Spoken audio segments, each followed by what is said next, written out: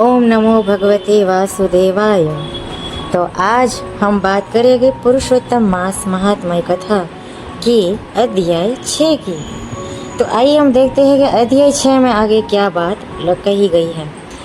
अगर आपने मेरे अध्याय 1 से लेके 5 तक नहीं सुना है तो वो वीडियो भी आप जाके चेक कर लीजिए। इसी चैनल पे उपलब्ध है, लॉन्ग वीडियो सेशन में आपको मिल जाएगा। आप उसको भी देखिए और उसके बाद अध्याय 6 पे आइए तो आपको पूरी कथा बहुत ही अच्छे से समझ आएगी। तो चलिए बात करते हैं। देवर्षि नारद ने भगवान नारायण से विनम्रता पूर्वक पूछा, हे प्रभु, जब भगवान विष्णु अधिक मास को लेकर गोलोक पहुँचे तब वह क्या हुआ? कृपा करके विस्तार से बताइए। भगवान नारायण बोले, हे नारद, ध्यान पूर्वक सुनो। जब भगवान विष्णु अधिक मास को साथ लेकर गोलोक पहुँचे तब उन्होंने दूर से ही उस दिव्य धाम को देखा। वह स्थान मणियों के खंभों से सुशोभित, अद्भुत प्रकाश से भरा हुआ और अलौकिक तेज से युक्त था। उस तेज को देखकर भगवान विष्णु के नेत्र कुछ समय के लिए चकाचौंध हो गए। फिर धीरे धीरे उन्होंने अपनी आंखें खोली और अधिक मास को साथ लेकर आगे बढ़े।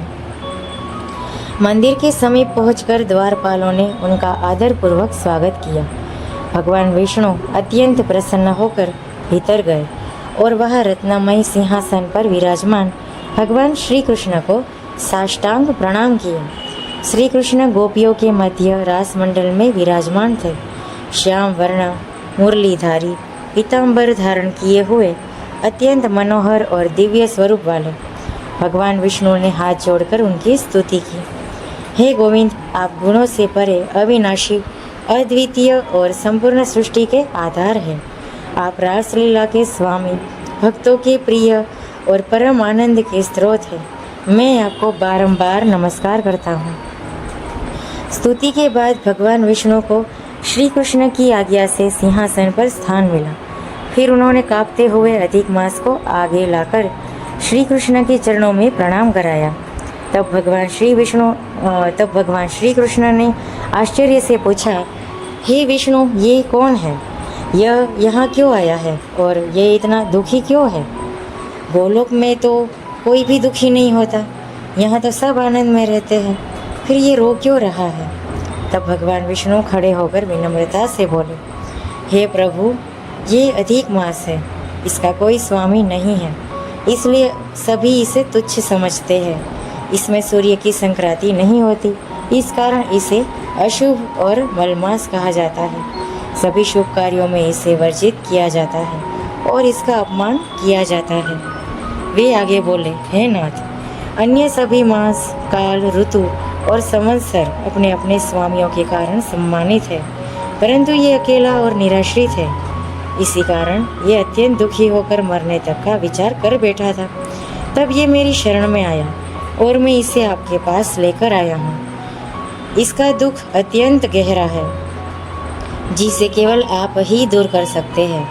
भगवान विष्णु ने आगे विनती की, हे प्रभु, वेदों में कहा गया है कि आप दूसरों के दुख को सहन नहीं कर सकते। जो आपकी शरण में आता है वो कभी दुखी नहीं रहता, इसलिए इस अधिक मास पर कृपा कर इसका दुख दूर कीजिए। ये मेरा आना तभी सफल होगा।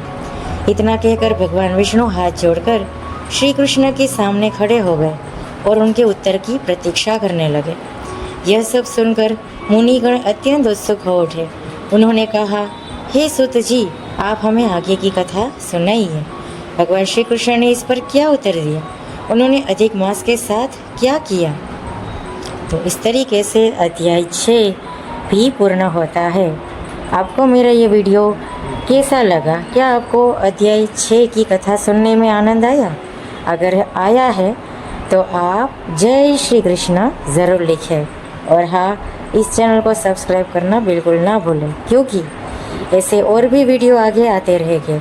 जैसे कि ये अध्याय 6 था तो आगे अध्याय 7 भी इसी चैनल पे आएगा, तो आप उसको भी देखना बिल्कुल ना भूलें। और हाँ, पिछले जो अध्याय 1 से अध्याय 5 की वीडियो है उसको भी सुनना ना चुकना, ताकि आपको पता चले कि पुरुषोत्तम मास महात्म्य की कथा आखिर क्या है, कैसे कैसे ये आगे बढ़ी, वो विस्तार से आप अच्छे से समझ पाओ। तो सब्सक्राइब कर लीजिए द नीलकंठ दास। तो चलिए नेक्स्ट वीडियो में मिलेंगे, तब तक के लिए ओम नमो भगवते वासुदेवाय। हरे कृष्णा।